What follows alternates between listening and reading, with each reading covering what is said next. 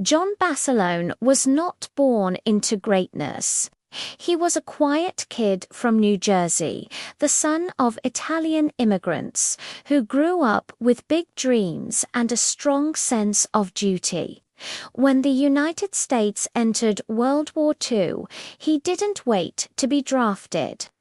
He enlisted immediately, searching for something bigger than himself.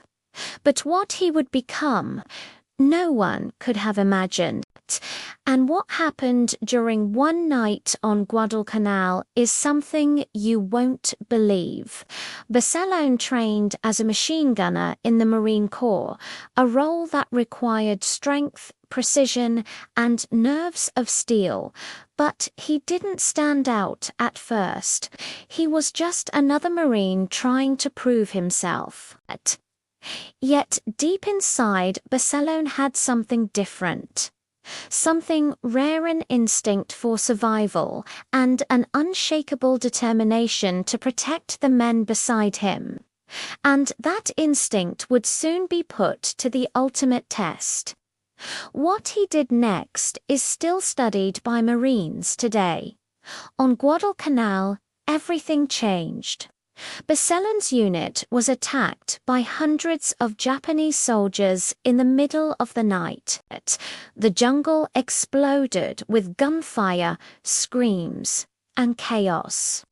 His machine gun teams were overwhelmed, ammunition was running out, and men were falling one after another. Most soldiers would have retreated or panicked. But Basilone didn't move back, he moved forward. And the decision he made in those next moments is almost impossible to imagine. Running through enemy fire, Basilone carried heavy belts of ammunition on his shoulders, supplying his men while bullets snapped past his face. Twice he repaired jammed machine guns under fire. When one of the guns overheated, he used his bare hands to move it, burning his skin but refusing to stop. The Japanese kept coming, wave after wave, but Basilone held the line with only a handful of exhausted Marines. The bravery he showed that night, it defies logic. But the most unbelievable part of the story is still coming. After hours of non-stop fighting, the Marines had almost no ammunition left. The enemy was preparing another massive assault. Basilone could have stayed behind the defensive line. Instead, he sprinted alone through the jungle darkness to find extra ammo, cutting through enemy positions, taking down soldiers with only a pistol and a knife. He dragged ammunition back through the mud, saving his entire unit from being overrun. What happened after this made even hardened Marines call him unstoppable. By dawn, because of Basilone's actions, more than 3,000 enemy soldiers had been stopped. His unit survived because he refused to let them die. For this, he received the Medal of Honor, the highest award for bravery in the United States.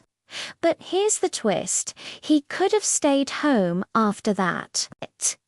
He could have lived safely, famous and honored.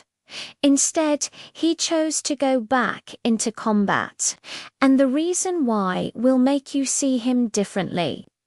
John Basilone returned to the front lines because he refused to let other Marines fight a war he had already survived. He died during the Battle of Iwo-Jima, leading his men forward under intense enemy fire. Even in his final moments, he was helping others, clearing obstacles, and guiding young Marines who trusted him with their lives. He became a symbol of courage, loyalty, and sacrifice, one of the greatest heroes the United States has ever known. If you love powerful stories of real heroes, unforgettable battles, and the bravery that shaped history, make sure to follow this channel. There are many more incredible war stories waiting for you